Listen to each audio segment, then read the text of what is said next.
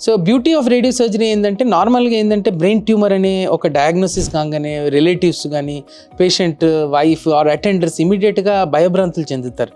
ఇక పని అయిపోయింది, పేషెంట్ ఇక కష్టమైంది. కానీ అన్ని బ్రెయిన్ ట్యూమర్స్ డేంజరస్ కావు, ఎందుకంటే there are lot of percentage of benign brain tumours which if treated adequately can give a normal life to the individual, functionality preserve చేసి near normal life like any other person life లాగా life span ఉంటుందన్నమాట.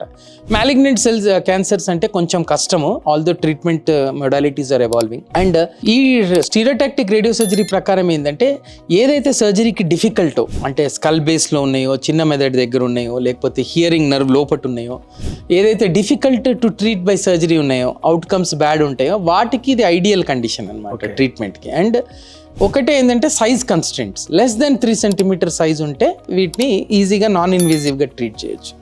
Best part about radio surgery ఏంటంటే దీనికి cutting లేదు, incision లేదు, ఒక ivy cannula పెట్టే అవసరం కూడా లేదనమాట.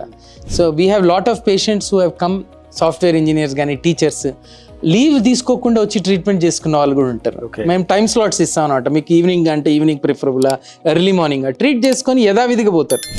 ఏ హెయిర్ లాస్ ఉండదు, ఏ మార్క్స్ ఉండవు, అసలు మీరు చెప్పే వరకు పక్కన వాడికి ట్రీట్మెంట్ అవుతుందని కూడా తెలియదు అనమాట. అంత beautiful treatment and extraordinary results. ఎందుకంటే ఇనిషియల్గా ఈ హై డోస్ రేడియేషన్తో చనిపోతుంది, సిమ్టమ్స్ అనేది తగ్గడము 2 to 3 monthsలో జరుగుతాయి.